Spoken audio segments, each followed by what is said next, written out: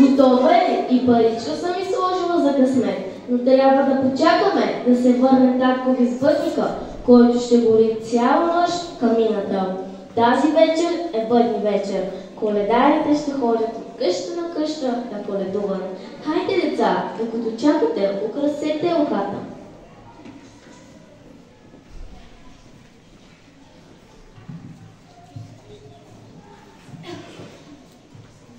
Тази вечер е паднал дълбок сняг. Старите хора казват, че през годината ще има голям берекет. Нашетахте ли, че коледарите се чуват? Май са вече в горната махала. Близо са. Нека има. Плевникът е пълен с плява, хамбара с брашно и дърва си имаме. Ще изкараме зимата. Хайде, сядайте на трапезата да хапнем.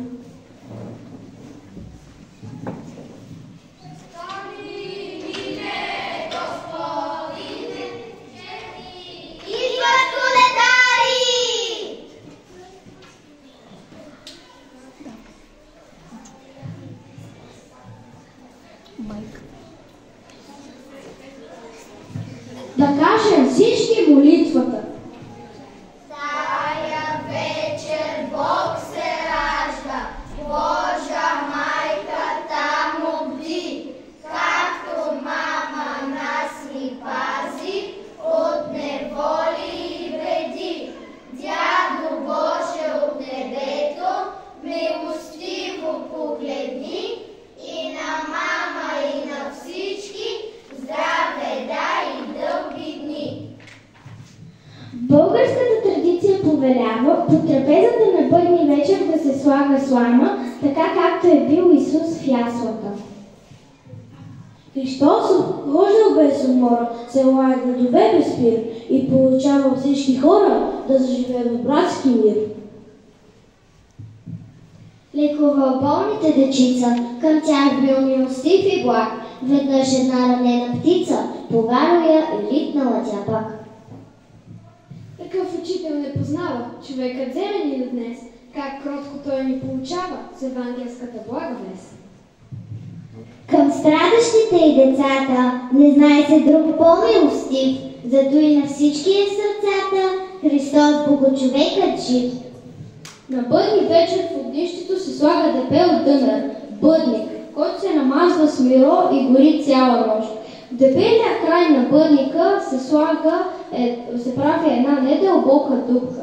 Вътре се слага малко зехтин, восък и камян. Тъй дървото бързо се разпава в огнището.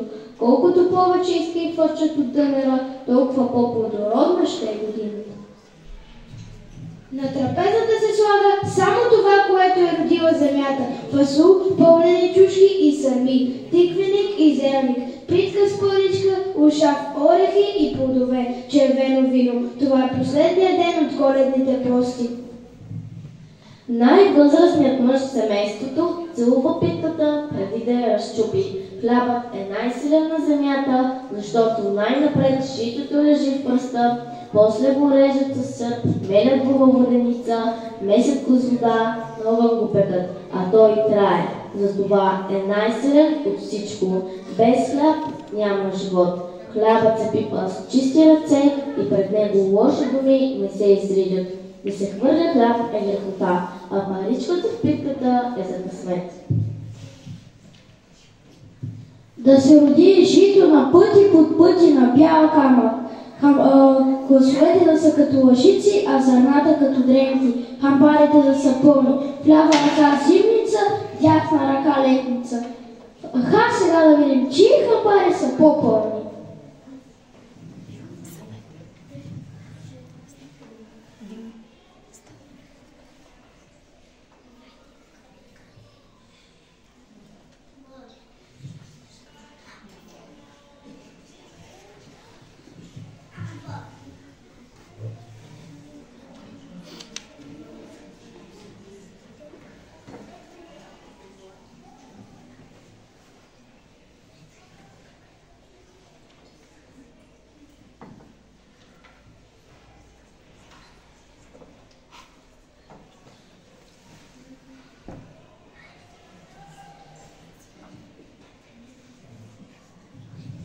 На кого се падна паричката?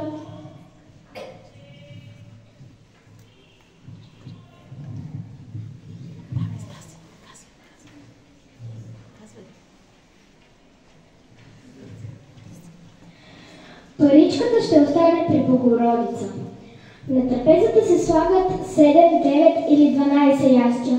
Това е така, защото дните от седмицата са 7. Майката носи чедото си 9 месеца преди да се роди, а 12 са месеците в годината. Трапезата се прекъдява с тамян, за да бягат лошите неща и болестите в къщата. Един от най-хубавите обичаи на Бъдни вечер и Коледа е коледуването. Коледарите са само момчета. Те ходят от къща на къща и пеят песни за здраве и берекет.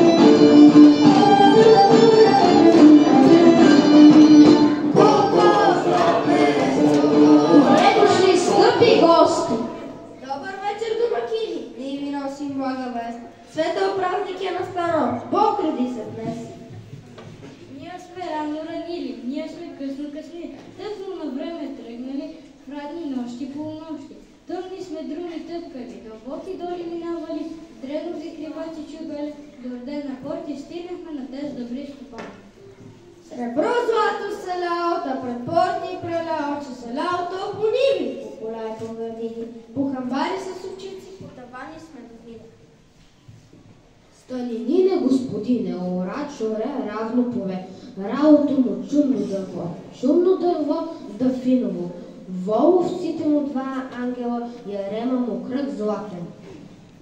Звезде море, Бога моли да се роди златно жито, да го женат малки моми, да го вози колесница, да го вършат брани коне, да го мели в деница. Да го месят невестите, да умесят витикла, да го дадат на коледарите, да благословят домакина. Мой кладе, за да има до година да обие. Кажете, дружина да бъде. Да бъде! Похвали се бостен юнак, че си има добра коня, че го чуло ясно слънце, че повика юнак тук да дойде. Да се обложат, да се ход находят.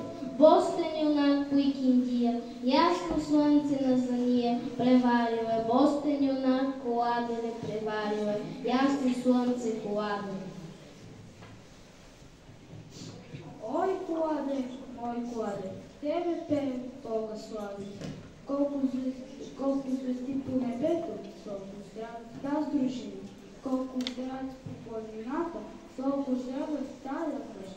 За да има до година долнина, кажете дружина да бъде. Да бъде! Да ви дари Господ късмет и береке, добри волове, добри коньове, добри синове, тарласовци, тарласкови. Бог да дари нашето пламена, да излезе на висока дела, дека се дели, с ребро и злато, мед и масло, да са живи и здрави момците и още момите, кажете дружина да бъде. Да бъде! Разтвори се тъмно небе, сребърна месечина, с облачета и звездици, разтвори се на широко, на дълбоко.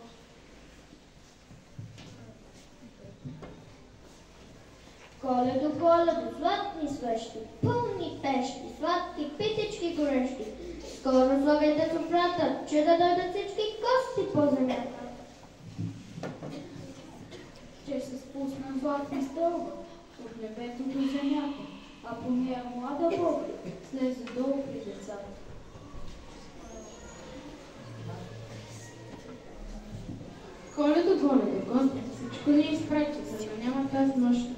бедни и богати. Ха сега, моми, дарувайте коледарите.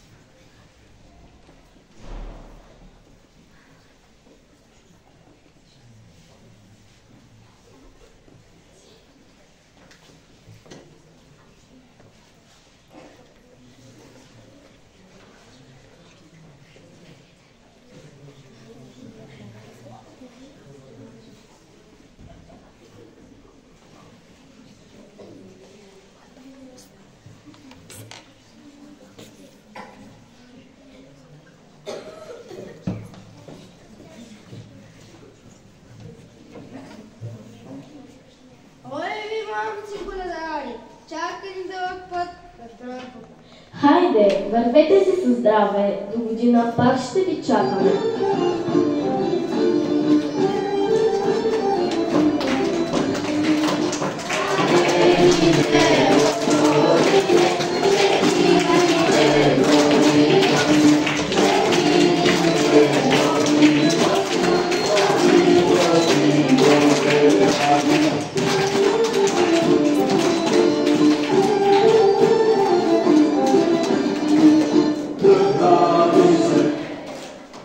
Коледата е не просто един от християнските празници. Тя е празник на надеждата, на любовта между хората. Тя е символ на добротата. Затова нека си пожелаем във всички семейства да грее искрица от Коледата. Коледата е свята, време е да погледнем небето и да кажем благодаря. Време е да прегърнем близките си и да усетим колко ги обичаме. Тази Коледа няма да си пожелавам подаръци, колкото и много да искам. Ще си пожелая само магията да не свършва и да запазим в себе си частицата на чувство, което ме събра. Направете го и вие. Пожелайте си нещо и вложете в желанието си парче от душата и сърцето си. Честита Коледа!